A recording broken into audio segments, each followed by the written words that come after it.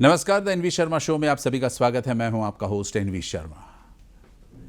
दिनांक 12 जनवरी हमने एक यहाँ शानदार प्रोग्राम विटनेस किया जिसमें एक से बढ़कर एक दिग्गज कलाकार यहाँ मौजूद थे। उन्होंने शिरकत की इस प्रोग्राम में। नाम था जितेंद्र नाइट और इसका मूल उद्देश्य था कि एक स्वयंसेवी संस्था है जिसका नाम है स्वयंदीप कल्चरल एंड एजुकेशन संस्था, और इनका मकसद था कि किसी अनपढ़ गरीब या दीन दुखी लोगों की सेवा किसी माध्यम से की जाए, क्योंकि अपने लिए तो सभी लोग जी लेते लेकिन दूसरों के लिए जीना भी एक बहुत बड़ी कला है।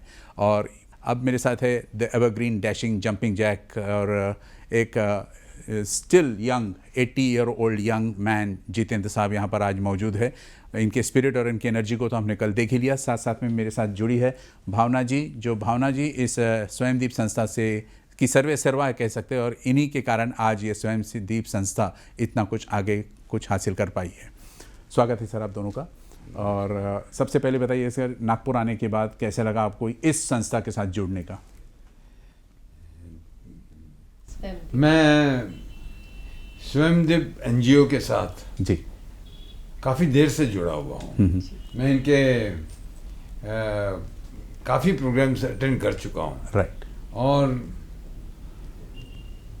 इनके जो हस्बैंड है मिस्टर राजेश ढाबरे और ये दोनों मिलकर एक मगई जोड़ी है।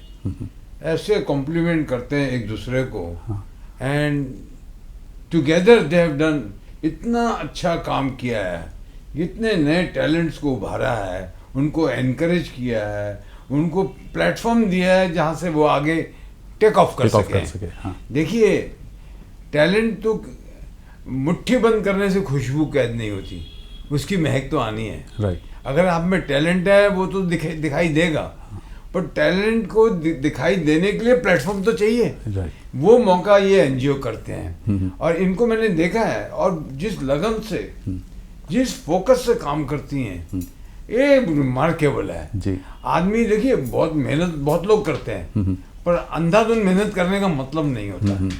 एक मेहनत वो होती है कि जो पैशन, हाँ। अभी इसको बोलते हैं पैशन से जो करता है, राइट। वो मेहनत का मतलब ही और हो जाता है। जी। कल मैंने देखा स्टेज पे कितना अच्छा organise, live band plus dancers वार्सर्स बुलाकर इतना तामझाम करना। और ये नागपुर बेस्ड नहीं है, मुझे लगता है आप नागपुर बेस्ड नहीं हो, आप बॉम्बे बेस्ड हो। हाँ। यहाँ आके ये सब जोड़ना, सब इकट्ठा करना, सबको बुलाना, सबको करना, हाँ। ये क्रेडिटेबल है जी। मुझे बहुत खुशी है, और मैं अपने मन से तन से from the bottom of my heart मैं इनको बहुत बहुत शुभकामनाएं देता हूँ। और हम भी इस बात को स्वीकारते हैं मैडम, सर जो कह रहे, क्योंकि सर ने जो है एक सिंपल तरीके से कहा, don't work hard work smart, और आपने वही करके दिखाया। और इस एनजीओ के माध्यम से आप न जाने कितने लोगों का भला कर रहे हैं। सर, जंपिंग जैक का खिताब तो आपको मिला है, सभी लोग जानते हैं, लेकिन फिल्मों में आने का इत्तेफाक कैसे हुआ? ये तो बहुत लंबी कहानी है, शॉर्ट तो में। शाम तक हम यहीं बैठे रहेंगे। देखिए, मैं पढ़ाई में zero, financial family background zero, हाँ। और जिंदगी में करूंगा तो क्या करूंगा समझ में नहीं आ रहा था। देखिए, करने के लिए कुछ बेस तो होना चाहिए। मेरे फैमिली में कोई एक्टर नहीं, तो मैं कैसे, पर एक ही धंधा मुझे समझ में आया जिसमें कुछ इन्वेस्टमेंट नहीं है, उसमें जाकर ट्राई करना है। हाँ। तो मैं शांताराम जी के यहाँ जाता था। हाँ। मेरे फादर की आर्टिफिशियल ज्वेलरी की दुकान थी, तो ज्वेलरी हम सप्लाई करते थे, आर्टिफिशियल ज्वेलरी। तो मैं कभी कभी वो डब्बा लेके जाता था। हाँ। तो एक दिन जाके मैंने बोला कि मुझे फिल्मों में ट्राई करना है, अगर आप, शांताराम जी की शूटिंग भी कोई देख नहीं सकता, अच्छा। No visitors allowed. हाँ, हाँ। तो चूंकि वो मैं डब्बा लेके जाता था, तो allowed। मुझे मौका लगा उनके नज़दीक जाने का। और ये इत्तेफाक देखिए, मैं पैदा हुआ अमृतसर में, हाँ। हाँ। लेकिन मेरी माँ, मेरे फादर बॉम्बे में ही थे, मेरी माँ मुझे जन्म देने के बाद 1 महीने बाद मुंबई आ गई। अच्छा। तो मैं मुंबईया हो गया। हाँ। हाँ। मेरी जन्मभूमि अमृतसर, कर्मभूमि। तो कर्मभूमि मुंबई। हाँ। और ठेठ मुंबई, मतलब मुंबई में एक चाल है जिस गिरगाम में, जी। उस जमाने में उस बिल्डिंग का नाम था रामचंद्र बिल्डिंग। उसमें 4 माले की बिल्डिंग है, हर फ्लोर पे 15 फैमिलीज, 15 खोलियां। हाँ। जितना ये हॉल है ना, हाँ। इससे इसमें 2 1/3। फैमिली। अच्छा। उसके अंदर एक कोने में मोरी है, छोटे कोने में किचन है, हाँ। पर्दा लगा के इस तरफ ड्राइंग रूम हो गया। तो कहने का मतलब है कुछ और है। हाँ। मैं वहाँ मराठी, मेरा कल्चर महाराष्ट्रियन है, राइट। मेरे रग रग में महाराष्ट्रियन हूँ मैं। मेरा खाना पीना, बोलना, सोचना, मेरा गणपति, मेरा गोविंदा, मेरा सब कुछ महाराष्ट्र। तो जय महाराष्ट्र। जय महाराष्ट्र। तो मैं बात कर रहा था, शांताराम जी के नजदीक पहुंचा तो मराठी में बोला। अच्छा। तो उनको मालूम था ये कपूर साहब का लड़का है। हाँ। मेरे फादर जी, जो ज्वेलरी सप्लाई कर, उनका बेटा है। हाँ। अरे हाँ। मराठी इतकी चांगली कशी बोलतोस तू? हाँ। अरे मी सांगितलं की मी गिरगावात राहतो। हाँ। वो थोड़ा ध्यान उनका मेरी तरफ आया। हाँ। हाँ। ये मेरा इंट्रोडक्शन है फिल्म लाइन से। हाँ। तो उन्होंने बोला देखो मैं कुछ गारंटी नहीं करता हूँ, अब ट्राई करो। तो मुझे सेहरा पिक्चर में 6 लड़के चुने गए एक्स्ट्रा। हाँ। एक्स्ट्रा मतलब जैसे मिल में कार्ड पंच करते हैं, हाँ। हाँ। वैसे मेरे को रोज सुबह 9 बजे पहुंच के कार्ड पंच करना था। अच्छा। काम हो ना हो, हाँ। शूटिंग हो ना हो, हाँ। हमको लेकिन अटेंड आपके लिए करना कार्ड है। पंच करना। हाँ, 100 रुपया पगार महीने का। अच्छा। और कभी पीछे से गद्दा उठा के जा रहे हैं, वो जूनियर आर्टिस्ट, हाँ। हाँ। जूनियर आर्टिस्ट से कभी संध्या जी का डुप्लीकेट कर रहे हैं। हाँ। कभी कुछ बने हुए हैं। मतलब instead of hiring junior artist, ये 6 परमानेंट जूनियर आर्टिस्ट थे। तो उनमें से मैं एक था। जी जी। तो ये मेरी कहानी है, यहाँ से शुरुआत की। मतलब नवरंग में आपने संजय जी का वो डबल नवरंग किया। तो उससे पहले वो तो सिर्फ बैठा था एक दिन। अच्छा। ये एक्चुअली जो मैंने काम किया, हाँ। वो तो शूटिंग देखनी थी। हाँ। नवरंग के वक्त में इसलिए शूटिंग बैठ गया देखनी वहाँ थी। पर। हाँ। तो उन्होंने कहा कि अब शूटिंग हम ऐसे देखने नहीं देते। हाँ। तो मैंने कहा, कैसे देखने देते हो? तो बोला तुम भी कपड़े पहन लो, तुमको प्रिंस का रोल देते हैं। तो मुझे लगा मेरे को प्रिंस का रोल है, तो मैं रोज बस में जाने वाला आदमी उस दिन टैक्सी में गया, भाई प्रिंस है टैक्सी में जाना चाहिए। तो वहाँ गया तो मुझे बोला ये कपड़े पहनो साले। हाँ। एक ट्रंक में से कपड़े निकाल के पहना दिए। हाँ। मैं सोचू यार प्रिंस के कपड़े ऐसे, वहाँ देखा तो 200 प्रिंस बैठे हुए थे। तो वो मेरी नवरंग की इंट्रोडक्शन है। सर मैंने देखा कि जितने बड़े बड़े सुपरस्टार्स बन गए उनकी बैकग्राउंड ऐसे हम्बल ओरिजिन से। कुछ देर पहले मैं शब्बीर कुमार साहब से बात कर रहा था, उनका भी यही कहना था कि हम्बल किसका? बिगनिंग। शब्बीर कुमार साहब से शब्बीर जी, बात। हाँ। हाँ। तो उनका भी यही कहना था कि एक हम्बल बिगनिंग, एक मामूली ऑर्केस्ट्रा ग्रुप से, और कहाँ से कहाँ पहुँच गया आज करीब करीब हर देखिए सिंगिंग। जिंदगी एक में शेर बिल्कुल किसी ने बहुत अच्छा स्वागत लिखा है। वो ऐसा है, किसी ने खूब लिखा है, सुनिए। जिंदगी, जिंदगी के बारे में है। जिंदगी रास्ते में न जाने कितने मोड़ देती है, हर मोड़ पे न जाने कितने सवाल देती है। जिंदगी भर ढूंढते हैं उन सवालों का जवाब, जवाब मिलने पर सवाल बदल देती है। वाह वाह वाह वाह, बहुत खूब, बहुत खूब, बहुत खूब, बहुत खूब सर।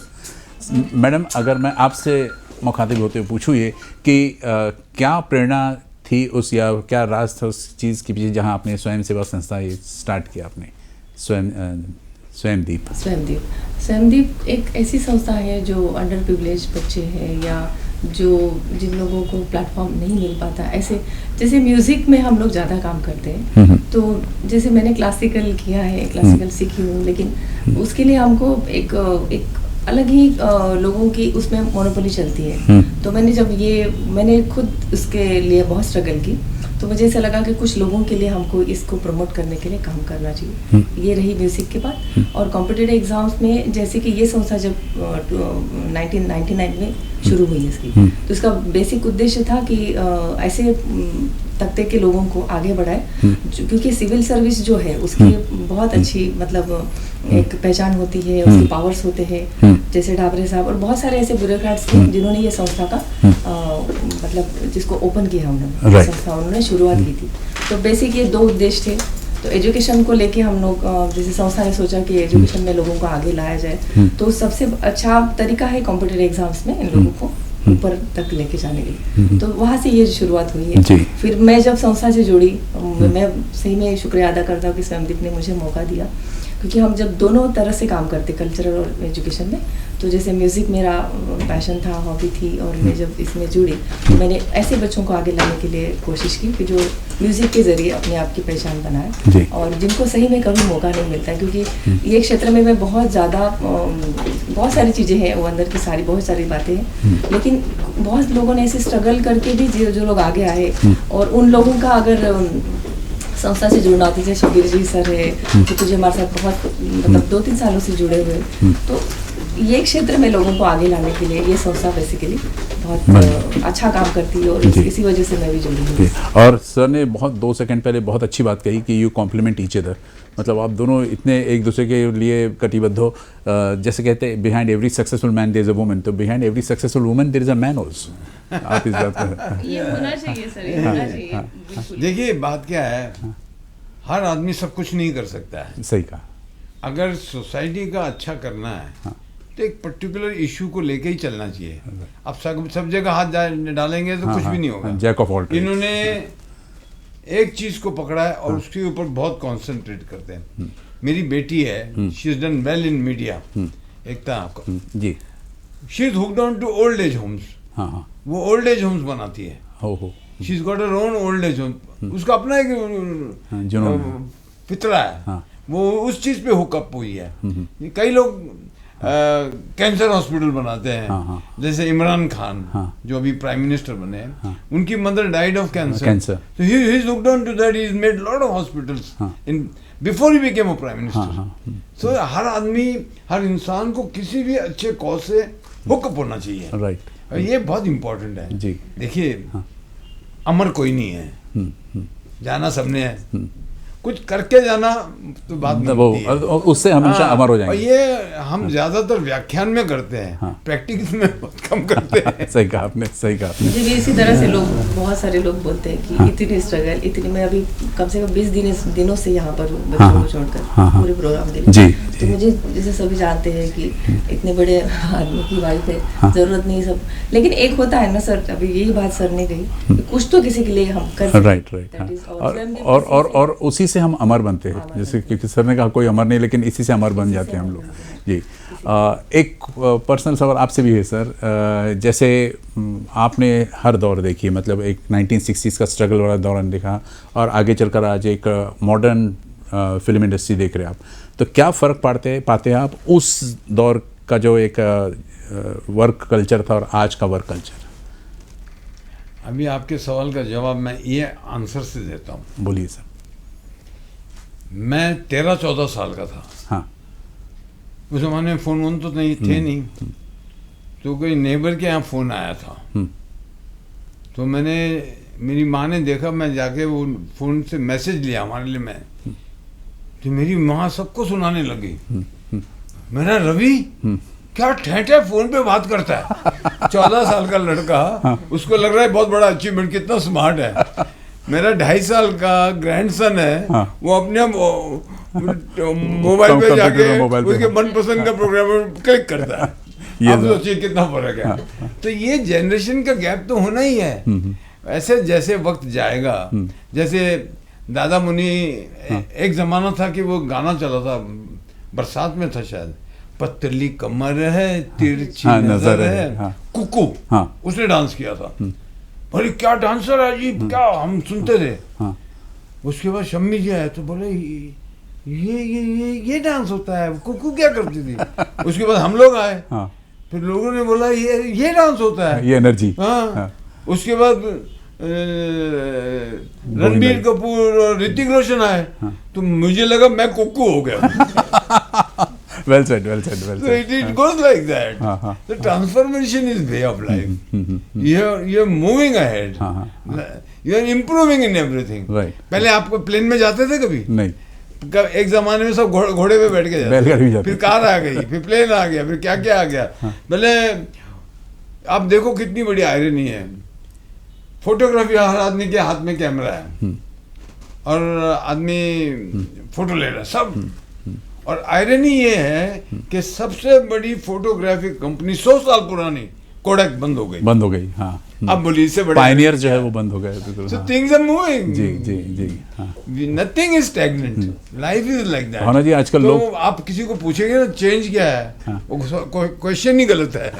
चेंज होना ही है। Change is the way of life. हाँ Yes. भावना जी सही कहा सर ने, क्योंकि आजकल सब लोग सब सर झुका के चलते हैं बिल्कुल। सर झुका के चल, सब लोग अपने मोबाइल में व्यस्त रहते हैं और बाद में पता नहीं कितने सारे एक्सीडेंट्स भी हो जाते हैं इससे। नहीं, अभी ऐसा तो नहीं कर सकते ना कि ऐसे और ऐसे जा रहे हैं हम, ये भी नहीं कर सकते हम। मजाक कर रहा हूँ। या आई I'm just understand, kidding. I understand. अब ये आपने बोला था बाइट, हाँ ये तो 3 लंच हो गए। सर थोड़ा सा डिनर भी कर लेते बिल्कुल। आप बार बार नहीं मिलोगे हमको सर सर इसमें। वो बहुत जी, जी। नागपुर के लिए सब सर पहली बार आए जी। हैं और हमारे लिए नहीं, नागपुर आया बहुत बार, आपके लिए पहली बार आया हूँ। ये सब privilege एक छोटा सा सवाल है सर प्लीज, इतने सारे हीरोइंस के साथ आपने काम की है, तो आपकी केमिस्ट्री सबसे बेस्ट किस हीरोइन के साथ आपने ऐसा महसूस किया, हाँ इनके साथ मेरा केमिस्ट्री अच्छा जमता है एक्टिंग वाइज? हाँ पर्सनल जिस चीज को मैंने हाँ डिप्लोमेटिकली अब तक हैंडल किया है, हाँ आप क्यों मुझे जूते पड़वाने पे लगे हुए हैं? सर आपको कौन आपको लगता है मैं एक की बात करूंगा तो दूसरों को अच्छा लगेगा? ऐसे ही कोई हीरोइन को पूछिए कि आपको कौन सा हीरो अच्छा लगता है, हाँ। वो भी ऐसे ही बोलती हैं ये सब अच्छे हैं। क्यों?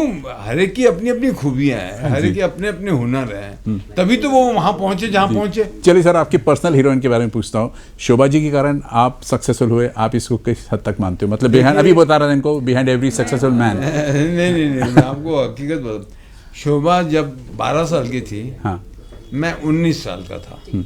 ओह हाँ, तो हमारा एसोसिएशन अभी कितने साल का हो गया?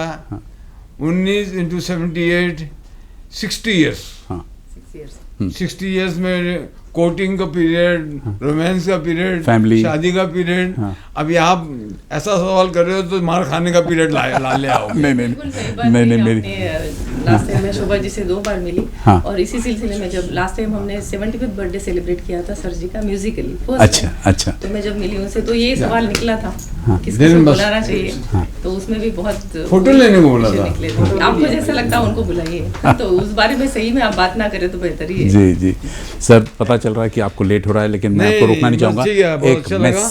एक मैसेज चल देंगे, हाँ? चलते थे एक मैसेज आज के नौजवान के लिए। देखिए, मेरा मैसेज जो आमतौर पे मैं बोलता हूँ वो ये है, अगर आपको लगता है कि मैं अपनी उम्र जितना नहीं लगता, I look better for my age, उसका कारण एक ही है, मैं किसी ज़माने में बहुत शराब पीता था, बहुत सिगरेट पीता था और मेरी इनडिसिप्लिन लाइफ थी। 20-25 साल हो गए हैं, मैंने इन सब चीज़ों को छोड़ दिया। तो मैं यही इसलिए नहीं कह रहा हूँ कि ये मैं अपने लिए कुछ कॉम्प्लीमेंट चाहता हूँ। मैं चाहता हूँ कि हर इंसान को अपनी लाइफ को डिसिप्लिन करना चाहिए। और अगर आपको ज़िंदगी में, देखिए एक कहावत है कि जो भोगने में मज़ा आता है वो त्यागने में उससे ज़्यादा आता है। ये मैंने एक्सपीरियंस किया है, तो मैं आपको यही राय दे सकता हूँ। And no one has ever failed until he has given up. Right हाँ, बहुत बड़ी बात कही सर आपने, बहुत बड़ी कहा। Thank you. सिलसिले में मैं 2 मिनट जी जी बिल्कुल। कि लोग मुझे जब पूछते थे कि सर आपके साथ जुड़े हुए हैं, इसके पीछे का क्या बेस्ट रीज़न है, तो मैंने यही बोला था कि जो संस्था के लिए हम काम कर रहे हैं उनको एक मोटिवेशन, इंस्पिरेशन चाहिए। ये जो लेजेंडरी लोग हैं, इन्होंने जो स्ट्रगल की है लाइफ में, वो कहीं ना कहीं एज ए हीरो हम क्या देखते हैं, हाय हेलो, उनका फिजिक, उनकी अपकमिंग मूवीज, बट जिन लोगों के एक्चुअल में स्ट्रगल है वो मोटिवेट करती है। Right. संस्था के लिए और हमारे लिए, हमने जब जितने बार हम मिले हैं, जितू जी की जो स्ट्रगल है, जो लाइफ उन्होंने किस तरह से सारी चीज़ें ये निकाली है, बाहर आए हैं, तो वो बहुत कुछ सीखने लायक है। और ये सबसे भाभी, मैं आपको एक बात बताऊं, जिसे लोग मेरा स्ट्रगल कहते हैं, मैं हकीकत बताता हूं आपको। मैं पहले 19 साल गिरगांव में रहा, वहाँ 10x10 की खोली में हम 8 आदमी रहते थे। ओह और मैं बाहर वरांडे में, वो मेरा बेडरूम था, वरांडा बोर्ड बोलते हैं उसको, पब्लिक प्लेस में, वहाँ चटाई बिछा के हम ब्रश होता था। वो दौर मेरी जिंदगी का सबसे बेहतरीन दौर है। Can you believe that? उसमें जो सुख और शांति और जो छोटी छोटी चीज़ों में आनंद था, वो आज नहीं है। सर, लेकिन जुहू आज में सक्सेस है, पर वो वाला आनंद नहीं है। जी। तो लोग ये कहते हैं कि वो स्ट्रगल थी, मेरे को समझ में नहीं आता वो आनंद स्ट्रगल थी कि ये ये struggle स्ट्रगल है। है। लेकिन इसी वजह से आज आपका बंगला भी फेमस है सर, जो वरंडे में सोते थे आप, उसके कारण आपने जो बंगला बनाई है, जिसकी चर्चा हर तरफ मुंबई में होती कि बंगला हो तो जितेंद्र जैसा। अरे वो तो ये इत्तेफाक की बात है। हम बंगले वाले कहाँ हैं। आज से 30 साल पहले सिराज लोखंडवाला ने ज़बरदस्ती वो ज़मीन दिलवाई। जिस कीमत पे एक बेडरूम का फ्लैट मिलता है आज, उस जमाने में वो उस कीमत पे वो बंगला एरिया में। हाँ जी। तो ये तो वक्त की बात है, किस्मत की बात। हमने तो जिंदगी में बहुत बेवकूफ़ियाँ की हैं, या जो चीज़ें अच्छी हुई वो अचानक हो गई। जी। तो अक्लमंदी से कोई कुछ नहीं करता, बाकी नसीब है। जी, थैंक यू भावना जी। जी जरूर है। अभी नए लोगों को इस यहाँ से प्रेरणा जरूर लेनी जी, बहुत ज़रूरी है, क्योंकि 2-3 चीज़ें हुई है तो वो इसके भावना जी बहुत बहुत शुक्रिया। और हम चाहेंगे कि आप, राजेश साहब, जितेंद्र साहब, शब्बीर कुमार साहब इसी तरह सेवा भावी भाव से सेवा करें समाज की, और हम आपके साथ जुड़े हुए। Thank you very much for coming sir. Pleasure talking to you. Pleasure talking to you. जय माता दी।